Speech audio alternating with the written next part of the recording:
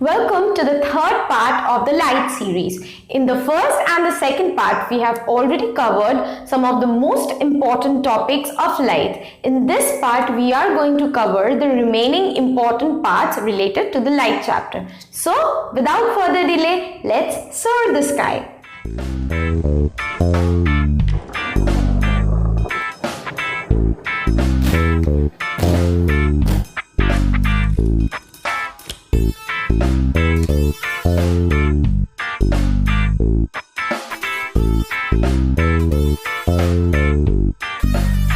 The first point that we are going to learn about in this part is shadows. Now we are very familiar with the term called shadow, but do we actually know what a shadow exactly is?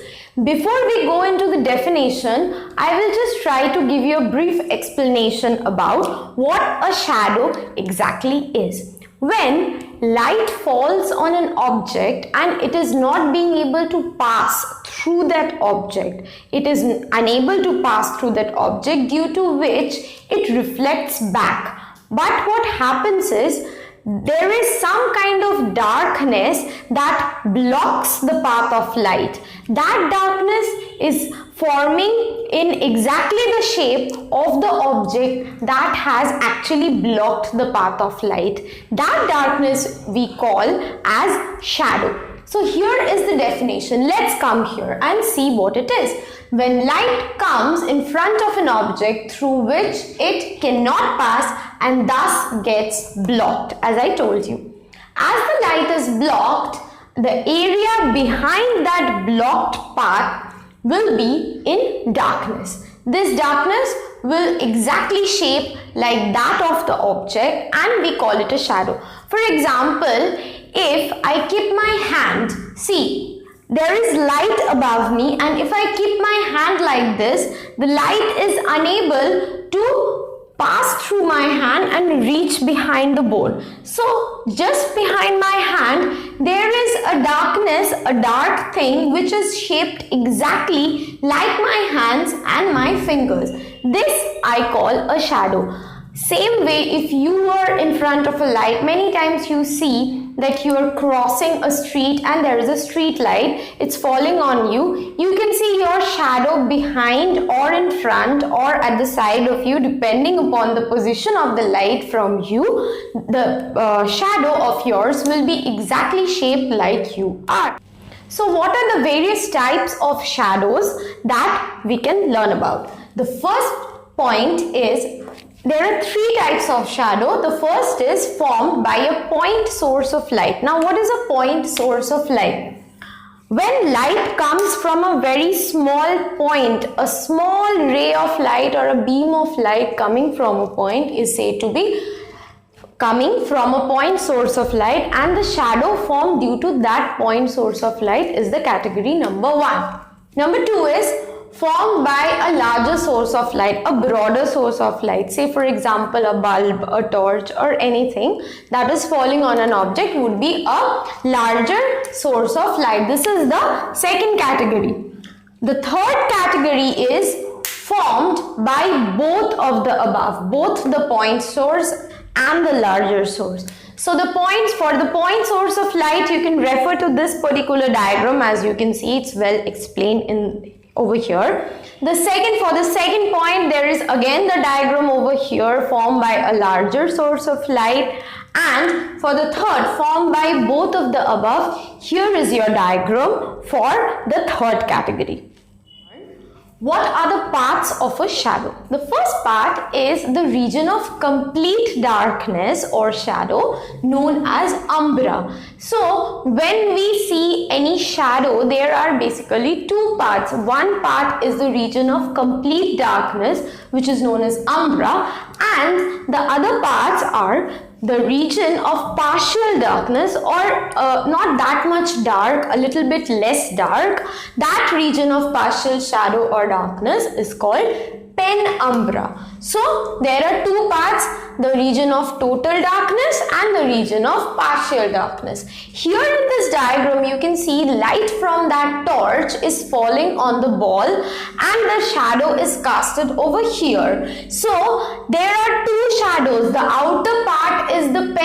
penumbra, which is a region of partial darkness, and the inner part is the umbra part, which is the region of complete darkness. So from this diagram you can easily see that.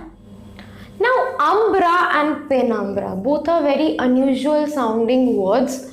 Let's find out what they are exactly. Umbra. What is umbra? We have already learned a little bit about umbra in the parts of a shadow. Umbra is basically the region of complete darkness in a shadow.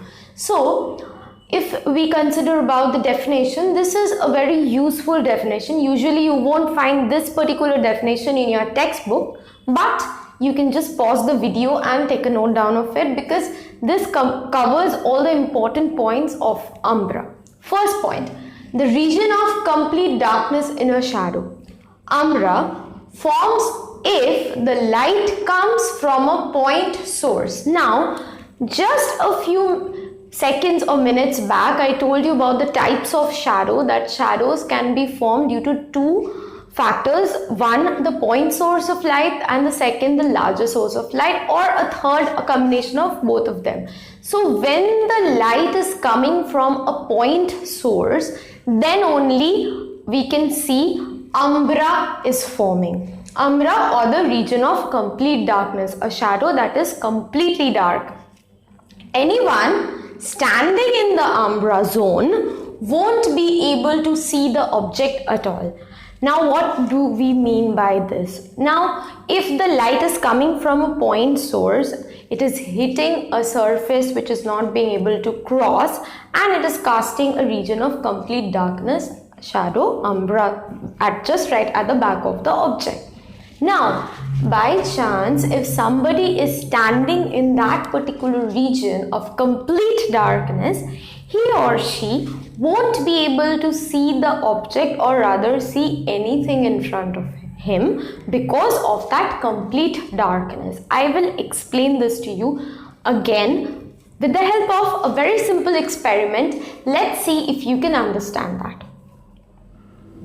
Okay, so this is my mobile torch, which emits a more or less point source of light, and this is the marker that I was using recently to write everything on the board. So if I just put this point source of light on the marker, can you see a very dark black shadow forming right on the board at the back of this marker? This shadow is called umbra. It's a region of complete darkness. Now if I put my finger, I have just put my finger in that particular region. Neither my finger is visible from this part of the object, nor it is visible from the back. So if anything is put at the umbra zone, neither would be visible, neither from the front nor from the back. After umbra, let's find out what an penumbra region is. Penumbra is the region of partial darkness, as we have already learned. Penumbra forms when the light comes from a wider source with larger surface area as compared to the umbra zone, which is created by the light coming from a point source. It is less dark. Again, another point of difference is it is less dark than the umbra and forms around it. So if umbra, we have already seen in the diagram before with the torch and the ball experiment, that the shadow which is forming, the umbra is at the center, the darkest point at the center, and the penumbra forming around it with less dark part. So this we have already seen in the torch and the ball experiment. Next we'll learn about the application of umbra and penumbra in the natural world. So dear students, if you haven't yet subscribed to our channel, what are you waiting for? Please go ahead and hit that subscribe button right now. So penumbra and umbra has some application in the natural world which we see but which we don't yet know that they happen like this. One of those examples are eclipse. What is an eclipse? Hindi में उसको ग्रहण भी बोला जाता है, चंद्र ग्रहण, सूर्य ग्रहण. What is an eclipse? When sun, earth and moon or any other celestial body moves into the shadow of one another. This is a very important point. Moves into the shadow of one another, an eclipse takes place. So the shadow cast by one body on the other is a phenomena. It's a beautiful phenomena and also an amazing one, which we term as eclipse or grahan in Hindi. The types of eclipses that we experience on Earth due to our position between the sun and the other celestial bodies are the lunar eclipse or the eclipse caused eclipse of the moon, and the solar eclipse, the eclipse of the sun. What happens is, sun being the star is a stationary object which is fixed at its own place.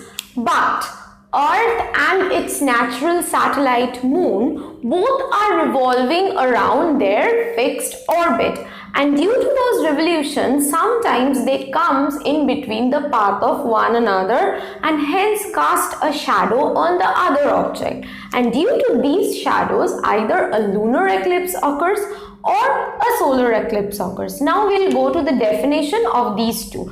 You can also see in the diagram that the lunar eclipse happens when Earth comes in between sun and the moon, whereas the solar eclipse happens when moon comes in between the sun and the Earth.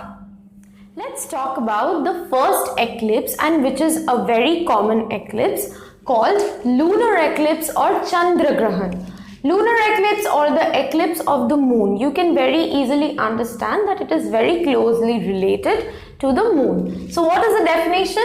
Lunar eclipse occurs when Earth comes in between the sun and the moon. So as I already told you, sun is stationary while Earth and moon are revolving on their own orbits. So what happens when Earth comes in between the sun and the moon, as you can see in this particular diagram, so it is casting its shadow on the moon.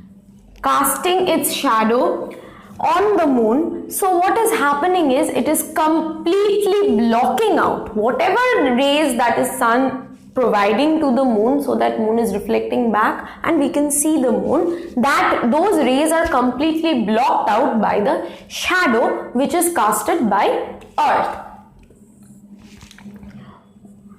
So this is how lunar eclipse occurs and we get to see Chandra Grahan from our Earth. This is the picture, the diagram or the pictorial representation, how it is happening. And I will always advise you, my dear student, please be very careful whenever there is Grahan, Chandra Grahan or Surya Grahan, solar or lunar eclipse, and you go out to watch it or experience it, always wear Polaroid glasses, or else those strong rays can even make you blind. There are two types of lunar eclipse. The first one is total lunar eclipse. Hindi mein bolte hain na Purna Chandra Grahan. That's what it is, total lunar eclipse. The second one is partial lunar eclipse. It's not a complete darkness that we see during total lunar eclipse.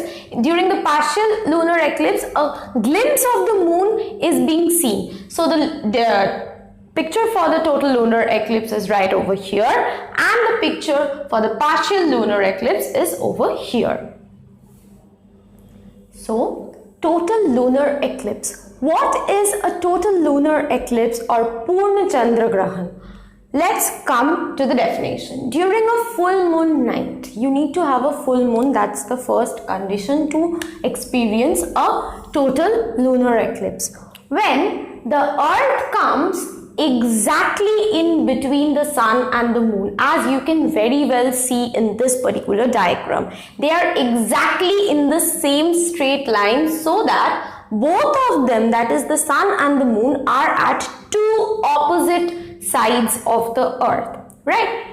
So then we can experience a total lunar eclipse. So look at this diagram very carefully, because all the diagrams that are related to the eclipse will be given in the examination. All of them, if not all, some of them, but they're very, very important. So many of those intelligent minds behind the screen are already thinking that if it's happening during a full moon night, then how is it possible that everybody is able to see a lunar eclipse, total lunar eclipse from all the part of the earth? No, it's not possible. It's not actually possible because every part of the earth experiences moon and sun at a different time, all thanks to the revolution of the earth. So here is the trick. What do we need to see here during a full moon night? Only those places which are having a full moon night, and if the earth is coming exactly in between the sun and the moon, if these two conditions fulfill, then only you are being able to see total lunar eclipse. The other places where the moon is not yet a full moon will be able to see the partial lunar eclipse. So my dear students, are you enjoying these study sessions? If you have, please press the like button, and also after subscribing, do not forget to click on the bell icon to get notified all the time. The second type of eclipse, lunar eclipse, is a partial lunar eclipse. When a part of the Earth's shadow covers the moon, or a part of the moon enters Earth's shadow. That means the moon isn't getting completely darkened by the Earth's shadow. Only a part of the moon is darkened. The rest of the moon is visible from the Earth. That time, a partial lunar eclipse occurs.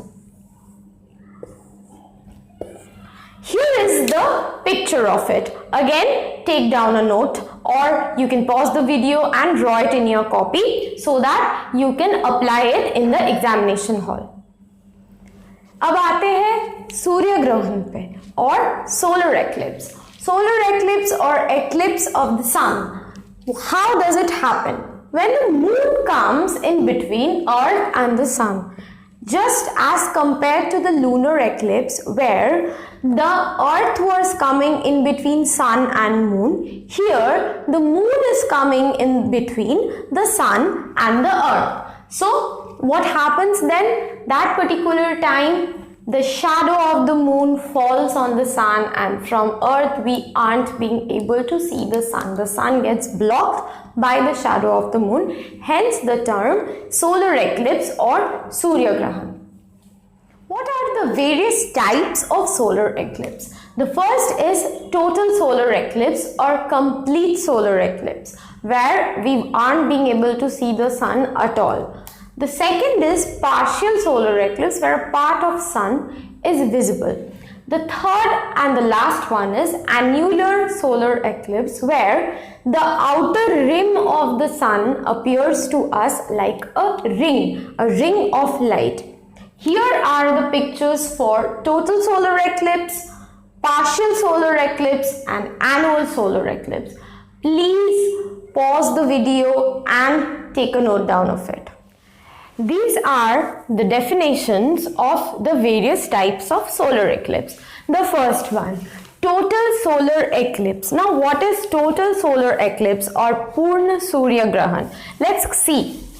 Total solar eclipse occurs when the moon comes exactly in between the sun and the earth. That means we already know as the earth and the moon, they are revolving in their fixed orbits. So by chance, if at any point of time the moon is exactly in between the sun at one side and the earth at its other side, what happens is the moon casts its shadow. But what happens here is the shadow of the moon completely blocks the sun, and we are not being able to see the sun even during the daytime. So, and the cast the darkest part of its shadow, that is the umbra part. That means we already have read about the parts of the shadow where we came to know about umbra and penumbra. Basically, eclipses are nothing but the physical application, or you can say natural application, of umbra and penumbra. So here we can see the darkest part of moon's shadow, that is umbra part, is cast. Right, so what happens is by that darkest part the sun gets completely blocked. So the shadow of the moon completely covers the sun and the total solar eclipse occurs mostly on the new moon day. Now what do we mean by this? Mostly on the new moon day means to those parts where moon appears to be a new moon, that is not as a full moon, not as a partial crevices of the moon, but the crescent of the moon, but as a new moon. In those parts the total solar eclipse will be able to observe. Here is the diagram for total solar eclipse or Purna Surya Grahan. Please note it down. The next type of solar eclipse is partial solar eclipse. In a partial solar eclipse, what happens is the shadow of the moon blocks the sun partially, not totally as compared to the total solar eclipse. A portion of earth is engulfed by the moon's shadow. Obviously, when the moon is casting its shadow on earth, we are not being able to see the sun completely. A partial view of the sun is being seen from the earth, and the moon is also covering the earth by its penumbral shadow, that is moon's partial shadow. Penumbra is experienced from the earth, not the umbra as compared to the total solar eclipse.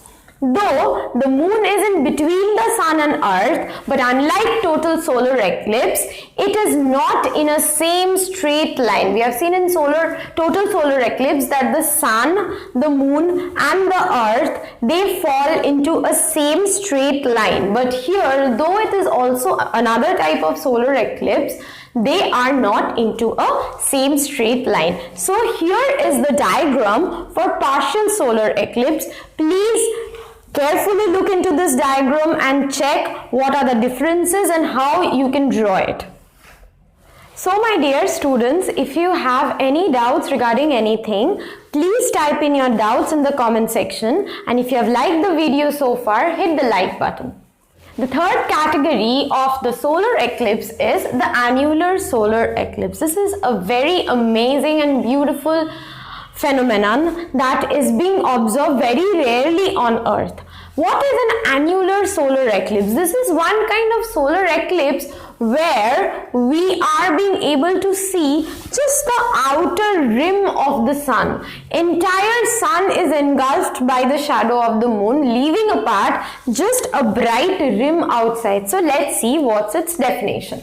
An annular solar eclipse occurs when the sun and the moon are in exact straight line with earth. First point to be taken care of is exact straight line with earth. But due to moon's particular distance, now we already know that moon, earth, they are both revolving in their fixed orbit, but it's not a circular orbit, right? It's an elliptical orbit. What is an ellipse? Ellipse looks somewhat like this. So sometimes moon might be here, it might be here, it might be here. Earth is here. It is having another elliptical orbit. So, depending upon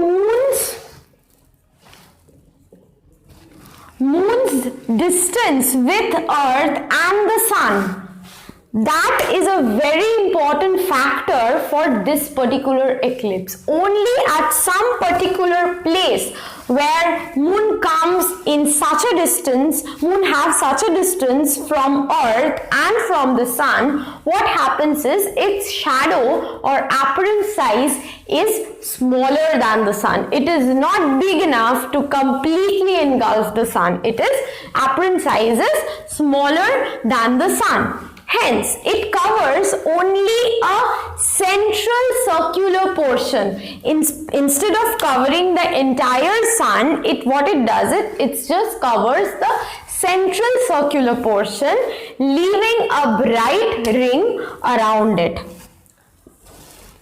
Hence, sun looks like a bright ring which is called annulus object. Annulus around it. From this annulus we got the name annular solar eclipse. So this is a very, very interesting and something to be understood in a detailed manner. So again I am going through it. Annular solar eclipse occurs when the sun and the moon are in exact straight line with earth, but due to moon's particular distance from sun and earth, its shadow is apparently smaller than the sun. Hence, it covers only the central circular portion of the sun, leaving a bright ring around it. Hence, sun looks like a bright ring or annulus around it.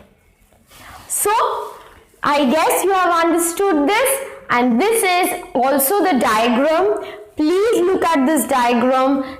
The next topic is a very interesting topic called bioluminescence. Now, what is bioluminescence?